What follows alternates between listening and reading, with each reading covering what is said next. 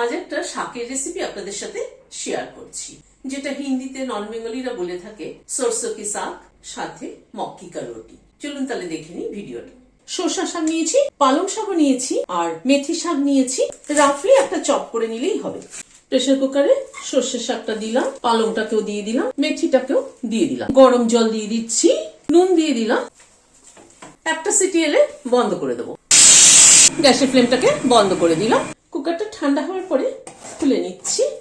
শাকগুলোকে তুলে একটা গ্রাইন্ডিং জারের মধ্যে দিয়ে দিচ্ছি। এই জলটা দিয়ে শাকটাকে পেস্ট করে নিচ্ছি। 2 চামচ মতো ঘি দিলাম, 1/2 চামচ সাদা জিরে ফোড়ন দিলাম। জিরেটাকে একটু ক্র্যাক করিয়ে নিচ্ছি, গ্যাসের ফ্লেমটাকে কম রেখে।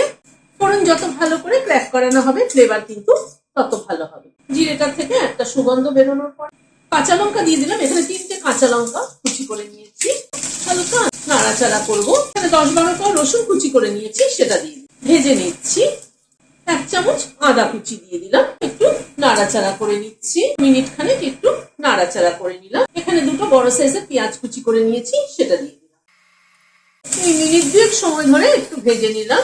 নুন একটু দিয়ে দিলাম, হলুদ দিয়ে দিলাম, কাশ্মীরি রেড চিলি পাউডার দিলাম।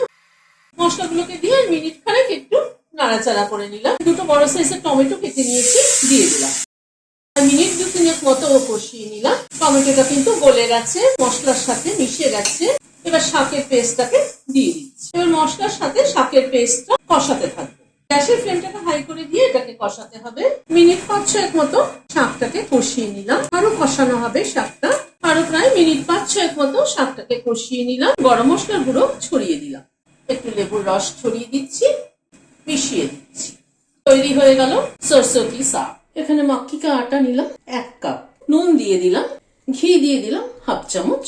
ঘি দিয়ে নুন দিয়ে আটাটাকে মিশিয়ে নিচ্ছি। একবার মিশিয়ে নিলাম। অল্প অল্প করে গরম জল দিচ্ছি। এবার হাত দিয়ে মেখে ডো তৈরি করে নিচ্ছি। একটা ডো তৈরি করে নিলাম। ডোটার থেকে খানিকটা পোর্শন নিয়ে নিলাম, একটা গোল্লা করে নিলাম। এখানে একটু মক্কি কা আটা ছড়িয়ে নিলাম।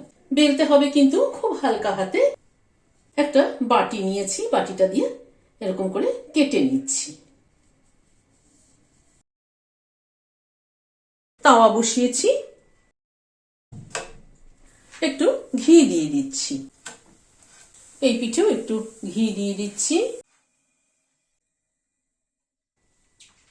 ভিডিওটা যদি ভালো লেগে থাকে তাহলে একটা লাইক এবং সাবস্ক্রাইব করার অনুরোধ রইল। আজ তাহলে এখানে শেষ করছি। নমস্কার।